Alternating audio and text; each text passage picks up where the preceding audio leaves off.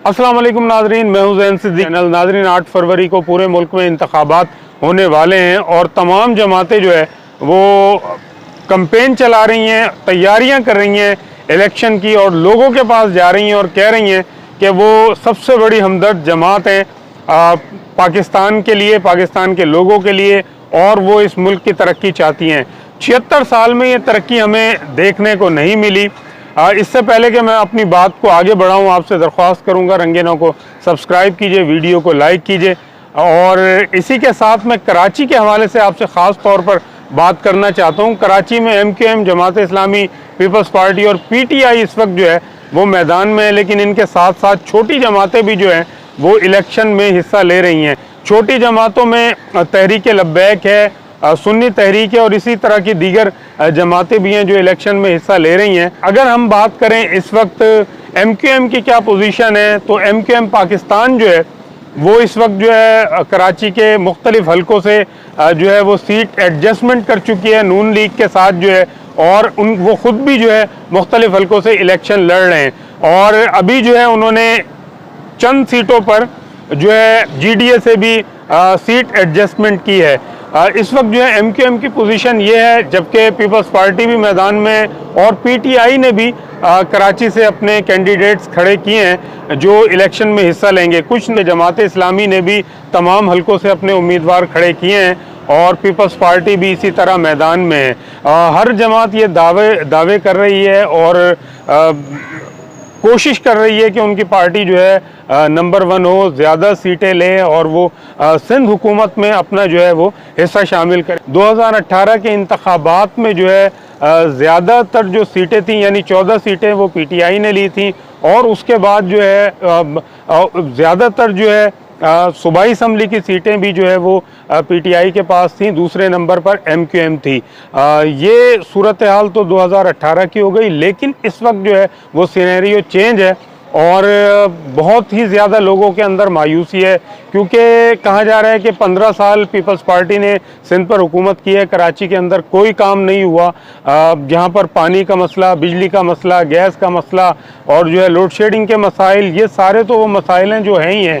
और इसके साथ साथ जो है जो कराची की जो मेन मसला है पानी और गंदगी का, ये भी जो है बदस्तूर बरकरार है। लेकिन मैं यहाँ पर जो है एक ख़ास बात ये करूँगा कि MQM भी एक तवील अरसे तक जो है वो पीपल्स पार्टी की हिमायत में उनके साथ रही है, लेकिन वो भी सच कोई जो अवामी राय है उसके मुताबिक जो है कुछ डिलीवर नहीं कर सकी, सिवाय ये है कि मुस्तफ़ा कमाल के दौर में जो है कुछ काम हमें यहाँ होते हुए नज़र आए। लेकिन जो है इस वक्त की जो सूरत हाल है वो MQM के लिए जो अवामी राय है उसके मुताबिक ये है कि मायूस कुन है, और इसी वजह से जो है कहा जा रहा है कि सीट एडजस्टमेंट करके जो है ये थोड़ा सा मामले को बैलेंस किया जा रहा है। दूसरी तरफ अगर हम देखें कि बानी जो है MQM, जो जिनकी असल MQM उस वक्त थी, तो इस वक्त जो है वो टिकटॉक पर उनकी बहुत सारी वीडियोज़ जो है वो मंजर आम पर आ रही हैं, और उन्होंने ऐलान भी कर दिया है कि जो आज़ाद उम्मीदवार हैं उनकी तरफ से पूरे कराची में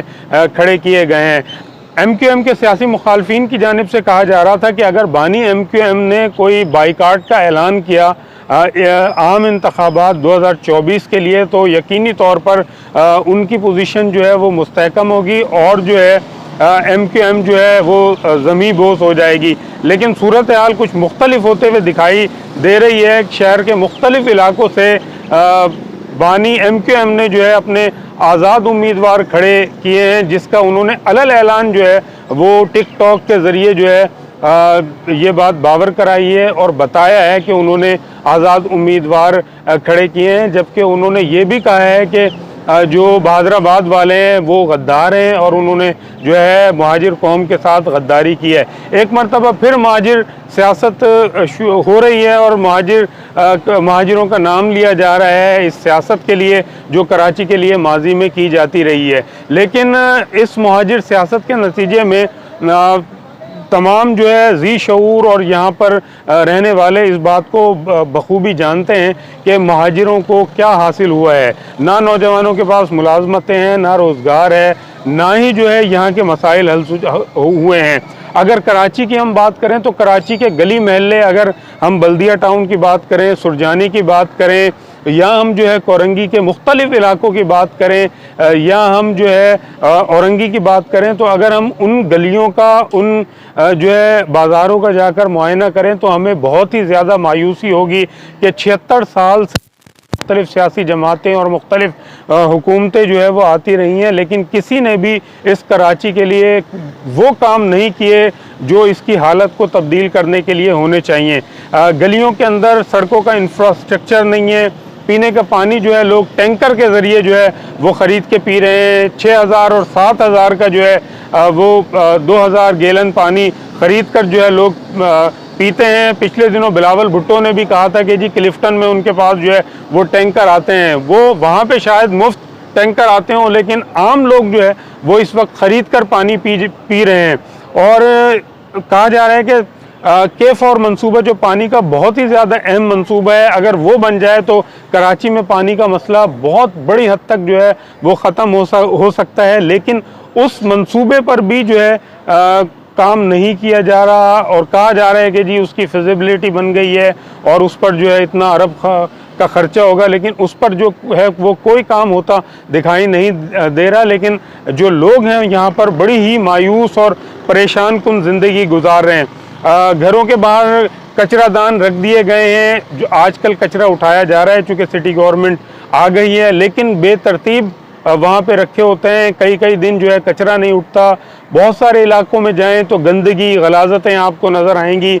मेन सड़कों के ऊपर कराची के आप हैरान होंगे सुन के कि वहाँ पर भी अभी तक कचरा कुंडियाँ बनी हुई हैं। बहुत ही गुंजान आबाद इलाकों के अंदर कचरा कुंडियाँ बनी हुई हैं, जहाँ के मकीन जो है वो सख्त अजियत का इस वक्त शिकार हैं। अगर मेन सड़कों की बात की जाए कराची की, तो वहाँ पर भी बहुत सी सड़कों पर गड्ढे अभी भी मौजूद हैं। गड्ढे आर्जी तौर पर बंद कर दिए जाते हैं, लेकिन फिर वही बदतर सूरत हाल हो जाती है। कराची के लोग जो है बहुत ही परेशान कुन सूरत हाल से दो चार हैं, लेकिन जो है अभी बल्दियाती इलेक्शन में पीपल्स पार्टी और जमात इस्लामी को लोगों ने एक चांस दिया है, और उम्मीद की जा रही है कि जमात इस्लामी या जो है पीपल्स पार्टी ही कुछ नशिस्तें यहाँ से लेगी और फिर कुछ काम हो सकेंगे।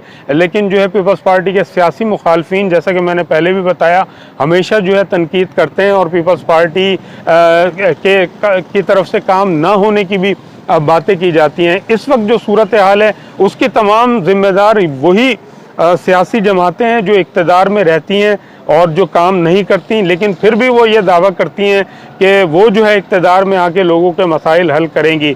इस सारे सिनेरियो में अब जो है वो आवाम का फ़र्ज़ बनता है कि वो किस तरह से जो है इस शहर की तकदीर को बदलना चाहते हैं। उनके सामने PTI भी है।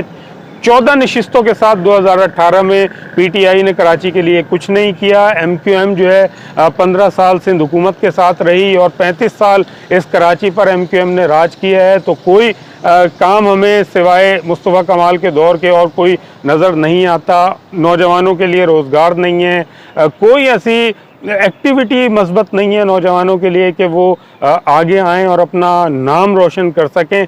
कुछ उम्मीद की जा रही है जमात इस्लामी से भी कि वो कुछ, अगर उनको सीटें मिलती हैं तो वो कुछ डिलीवर कर सकेंगे, क्योंकि उन्होंने जो है बल्दियाती इलेक्शन में भी नशिस्तें हासिल की हैं और तवक्को की जा रही है कि कुछ जो है ये लोग काम करके दिखाएं सियासी जमातें।